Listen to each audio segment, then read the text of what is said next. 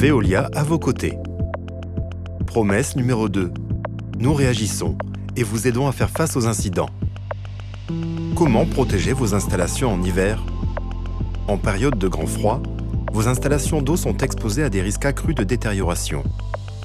Pour vous permettre de passer un hiver tranquille, votre service d'eau vous donne quelques conseils pratiques pour protéger votre compteur d'eau et vos canalisations du gel, et ainsi éviter un manque d'eau, une fuite, voire même la dégradation de certains matériels. Pourquoi se protéger contre le gel? Tout d'abord, l'eau gelée peut bloquer, voire casser votre compteur d'eau. Elle peut également provoquer la casse de vos canalisations intérieures.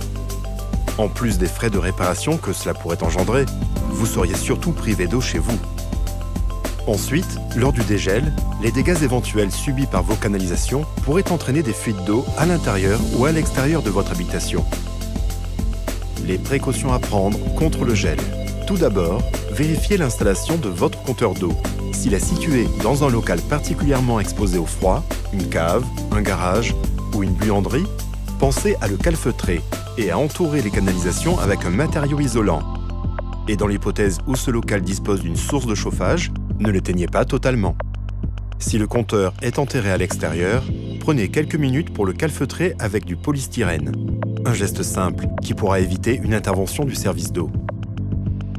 Surtout, ne le calfeutrez jamais avec des matériaux absorbant l'humidité comme le textile, le papier, la laine de verre ou la paille. Que faire en cas de gel? Ne coupez jamais complètement le chauffage en période de grand froid. Pensez également à vidanger vos robinets situés en extérieur. En cas de gel intense et prolongé, laissez couler un mince filet d'eau dans votre évier ou votre lavabo pour que l'eau continue à circuler dans vos canalisations.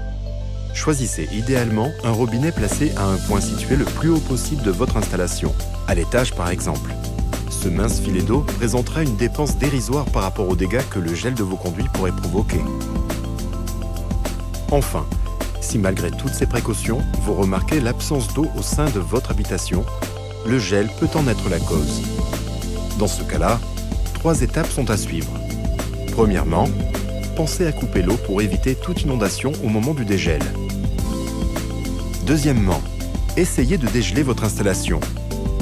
Munissez-vous par exemple d'un sèche-cheveux pour dégeler une canalisation bloquée. Et surtout, n'utilisez jamais de flamme. Troisièmement, terminez en vidangeant votre installation.